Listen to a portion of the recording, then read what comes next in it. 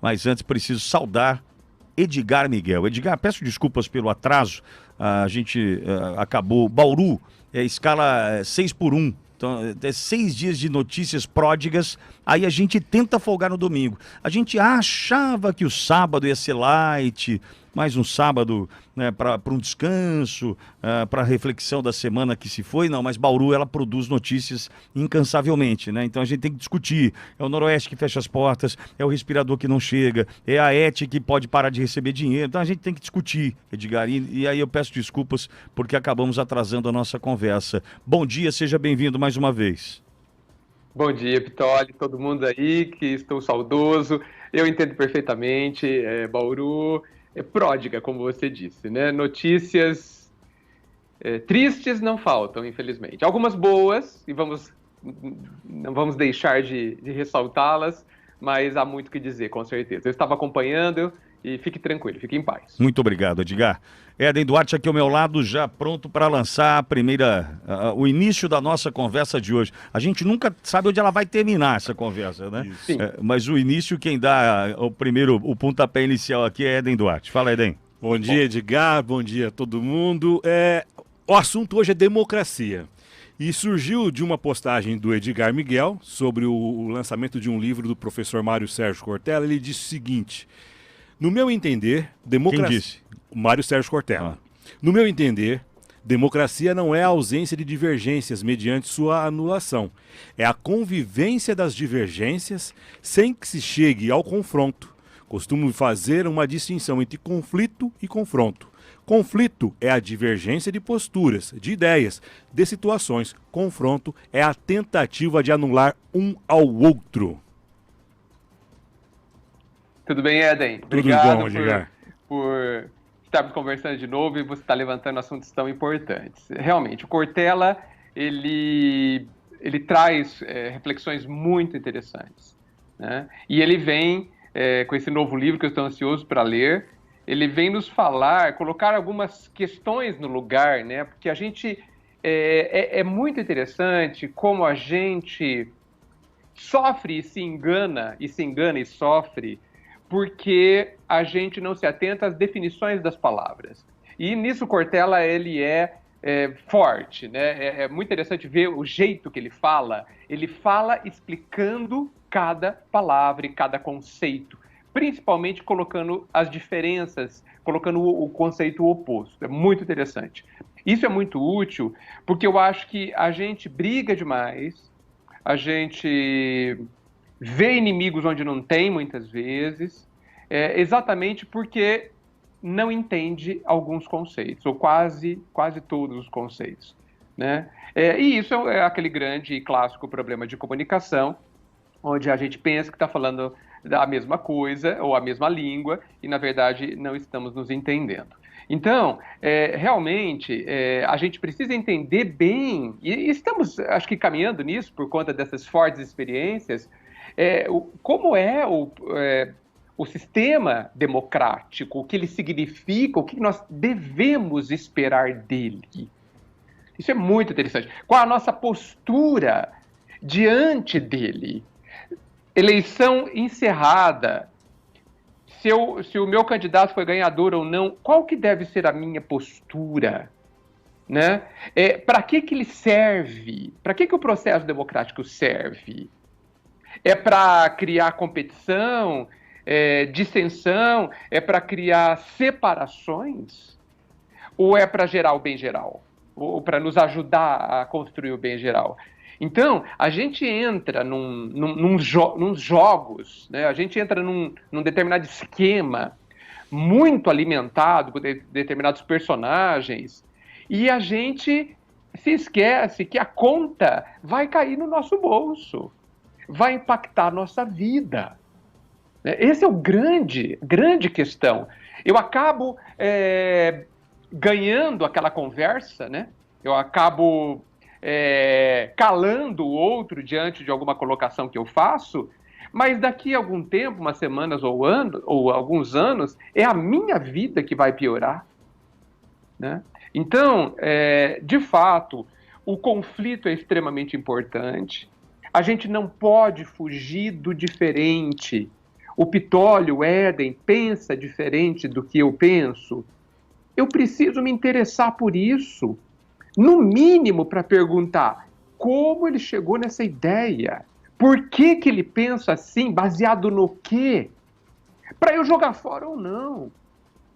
A gente precisa aprender muito a questão de que raramente, quando a gente se alimenta, tudo que o que a gente comeu é tudo ruim. Por mais que não seja tão gostoso.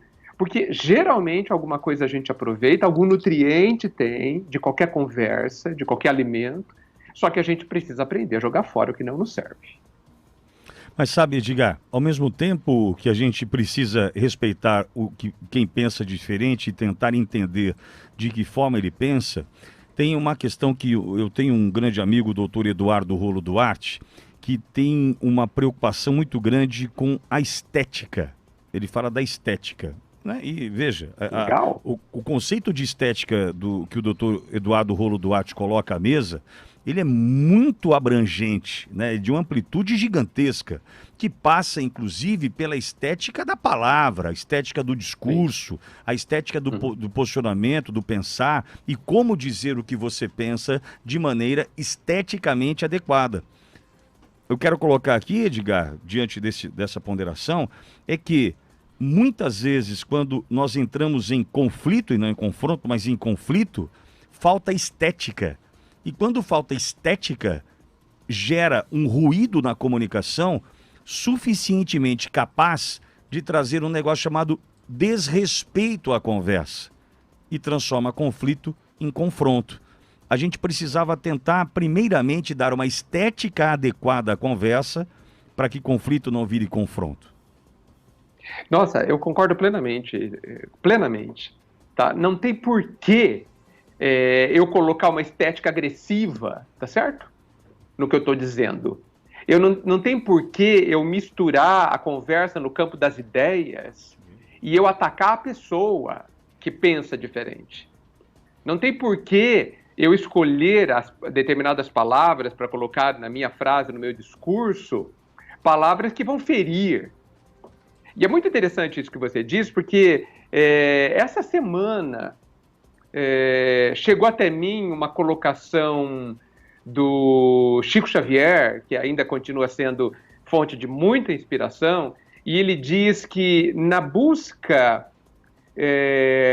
de uma vida melhor, a gente precisa colocar uma gota de verdade num litro de amor. Claro que ele não está dizendo que a gente tem que colocar pouca verdade, mas a gente precisa tomar cuidado com o que fala, como fala, na hora que fala. Né? Você que é um profissional da comunicação, penso que vai concordar com essa questão também, que as coisas, tudo comunica, né, Pitoli? Sim. O tom de voz, a hora que eu falo, quem fala, para quem falo, tudo isso comunica muita coisa do que está por trás, não é verdade? Inclusive com a capacidade de analisar o próximo, se é o momento de eu falar. Se é o momento... Exato! Né? Pô, Exato, a minha esposa aquele dia tá... né, fora do padrão. Então, eu preciso saber como eu vou colocar, porque senão eu posso transformar... inteligente, né? Eu posso transformar nada em tudo, né? Pode. E aí, Pitoli, a gente... Vamos voltar para trás, vamos um pouco mais profundo ou para trás.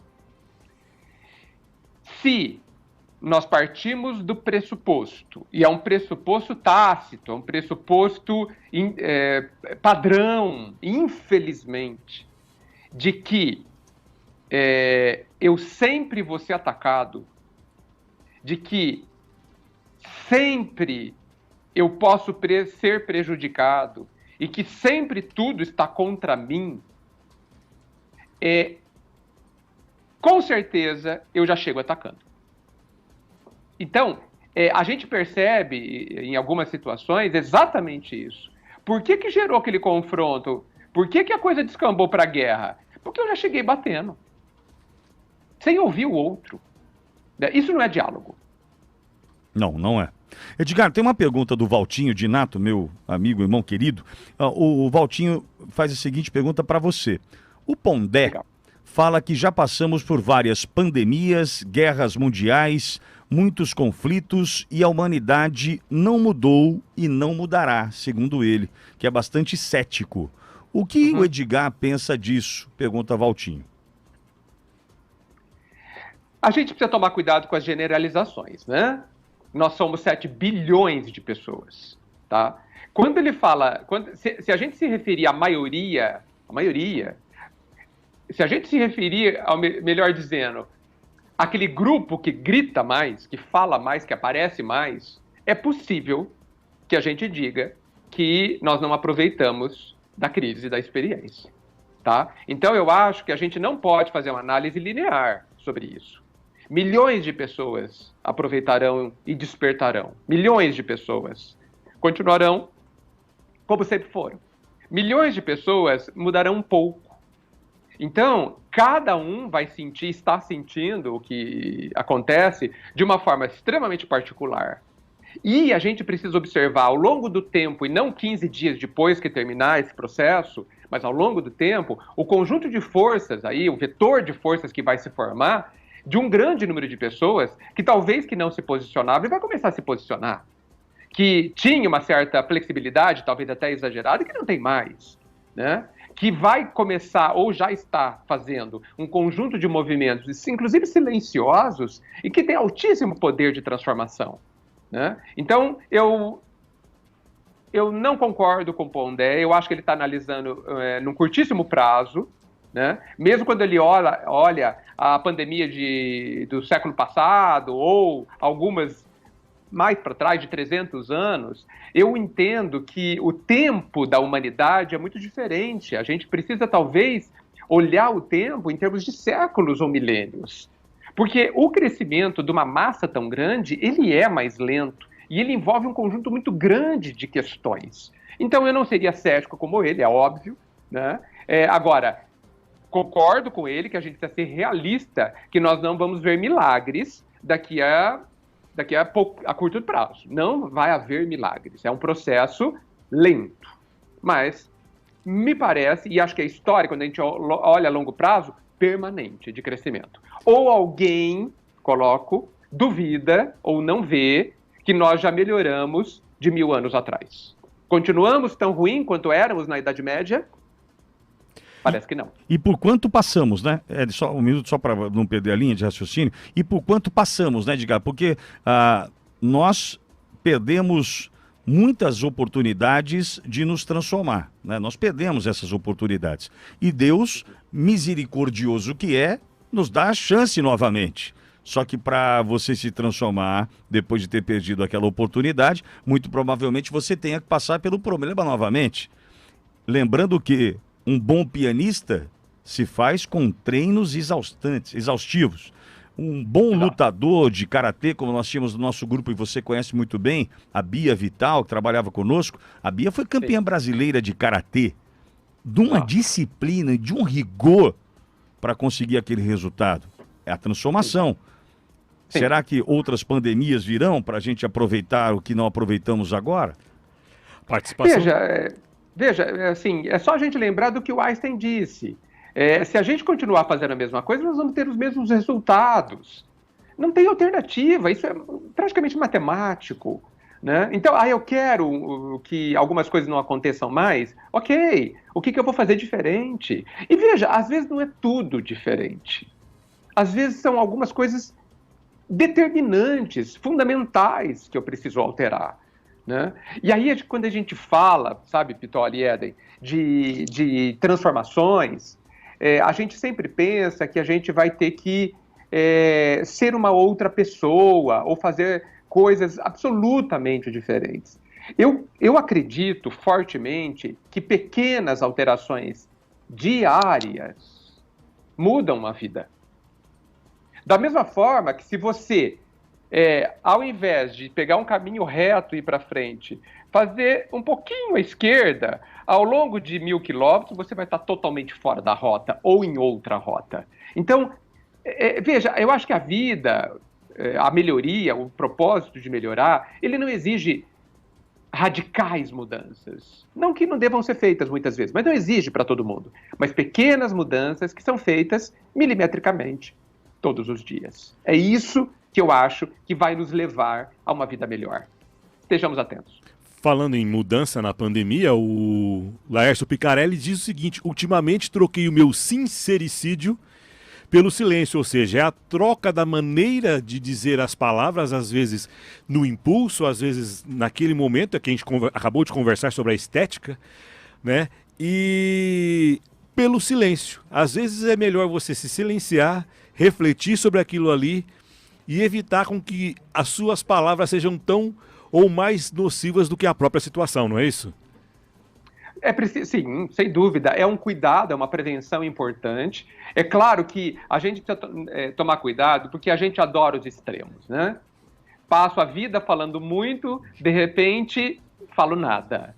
Eu gosto do meio termo, mas entendo também que a gente vai para os extremos na tentativa de encontrar onde está esse meio, que é o equilíbrio, né? Mas o silêncio é dito pelos grandes sábios que ele é prudente, ele fala alto, né? E ele abre espaço para o outro. Isso é muito interessante, né? Quando você chega numa roda, chega para um conjunto de pessoas e você abre espaço para o outro falar, né? Você entra numa situação de muita riqueza, porque você começa a perceber o que você não perceberia se só falasse, né? E você consegue enriquecer-se e descobrir qual que é a melhor fala quando for a sua vez. Isso é muito interessante. Eu gosto muito da pergunta, mais do que da afirmativa.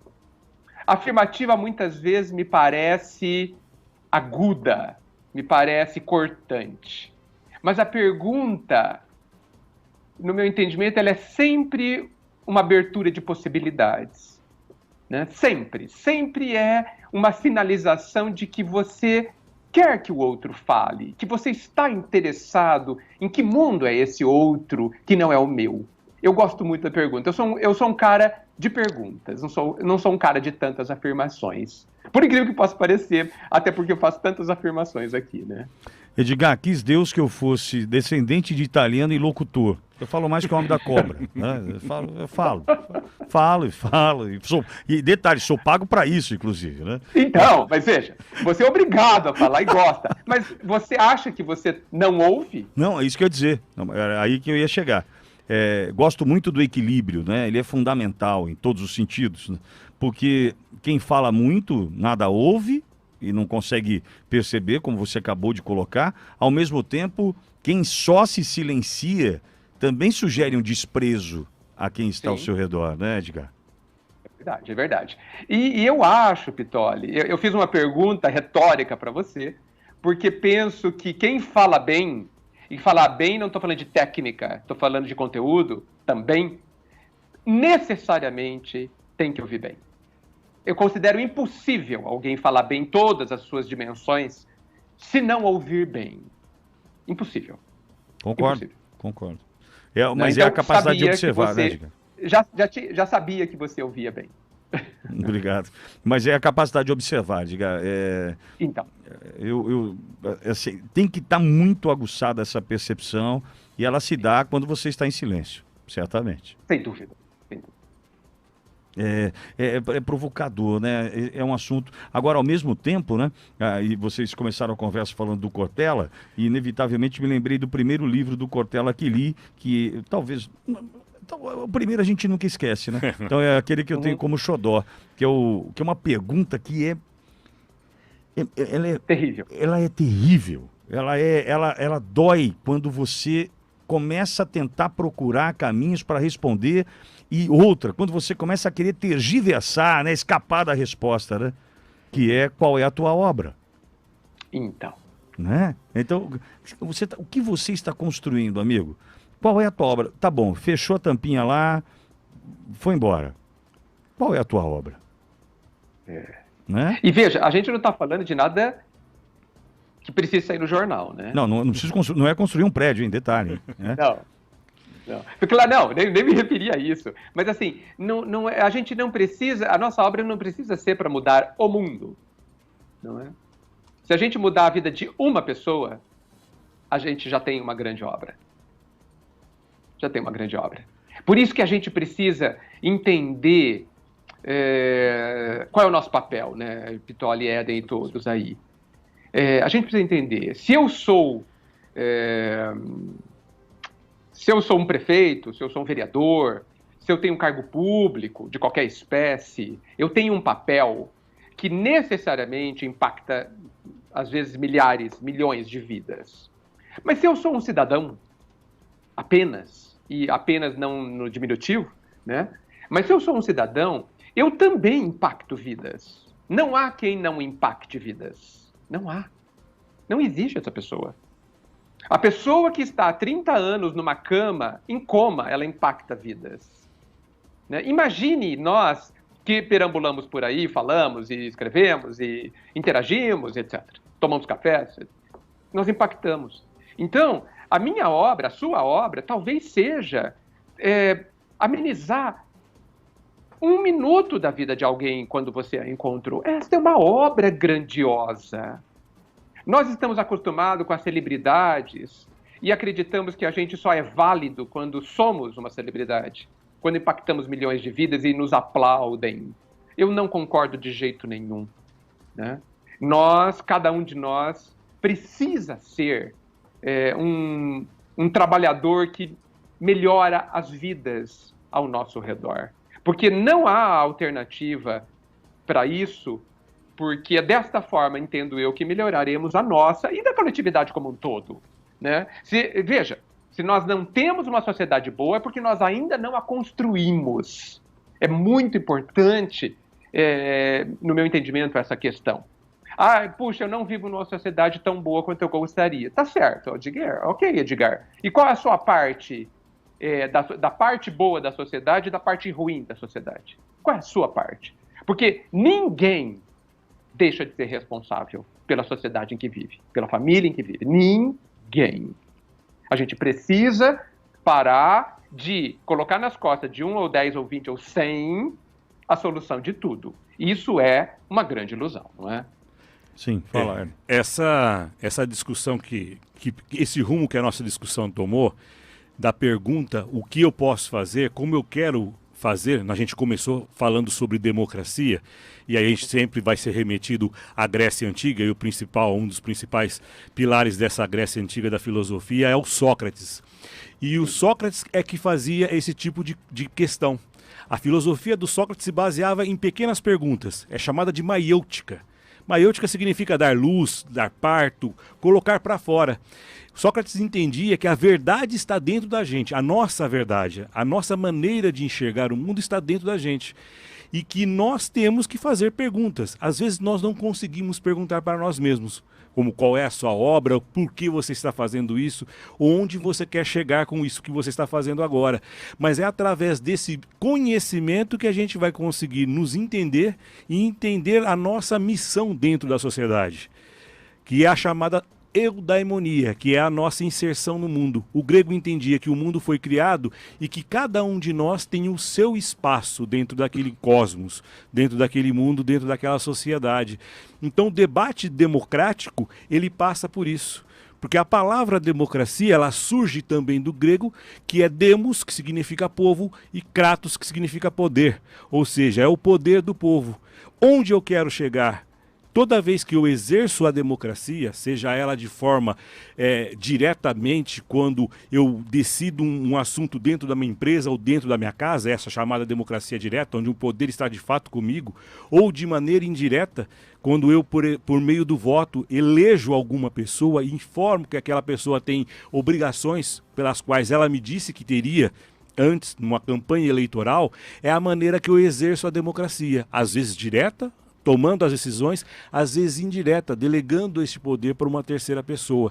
Só que eu só consigo exercer a democracia em plenitude se eu, antes, fazer aquilo que o Edgar estava dizendo, que o Pitoli sugeriu, Qual é a minha obra? Quem sou eu? E de que maneira eu faço isso? Através de perguntas e respostas pequenas, no dia a dia, a cada ato, a cada gesto meu. Muito bom, Éder, muito bom. Aliás, Edgar, a gente tem uma dificuldade de perguntar terrível, hein? O brasileiro Por quê? termina. O Sim. brasileiro termina com reticência. Ele não pergunta, É. ele fala, eu penso isso. Né? Ele não consegue falar assim, o que você pensa?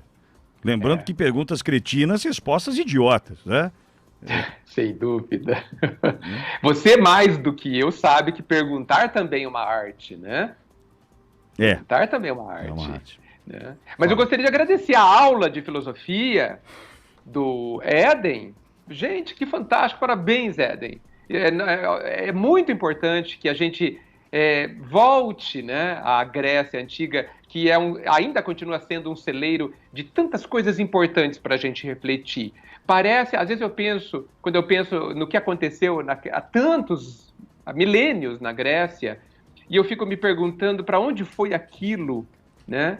E às vezes eu chego à conclusão que aquilo foi uma introdução, né? Aquilo foi uma grande semente, né? E que precisa ainda ser espalhada e cultivada no tempo, não na terra, mas no tempo, né? Porque quantas coisas foram ignoradas, né? Estão sendo ignoradas e que ali foram tão bem sintetizadas para que a gente tivesse um caminho mais fácil.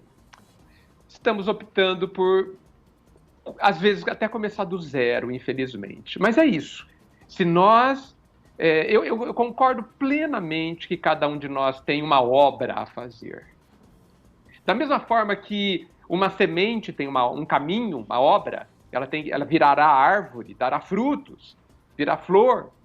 Cada um de nós também. A única diferença que nos separa da semente é que nós fazemos escolhas e somos responsáveis por ela. E isso é divino. Podermos fazer escolhas, sermos responsáveis por ela. Isso, obrigatoriamente, nos levará à maturidade e nos levará longe. Nosso potencial é gigante, né? E por isso que eu acredito tanto no ser humano, né? Nós ainda somos uma mina, um tesouro, que a gente não consegue sequer, eu estou falando próprio, sequer perceber que existe. Olha o potencial aí. Boa, Edgar. Querido, boa semana para você. Mais uma vez, sempre bom te ouvir aqui na Jovem Pan. E mais uma vez, perdoe o atraso de hoje. De forma nenhuma. Gente, eu fico muito contente de estar aqui. É uma oportunidade para mim. Aprendo muito. E realmente é um momento na semana gostoso para a gente olhar de longe, né? Tentar olhar de longe o contexto e extrair novos ensinamentos para a gente tentar viver melhor e agir melhor. Muito obrigado, muita luz a todos, um grande abraço a todo mundo. Boa semana, obrigado, Edgar. 11 horas e 32 minutos.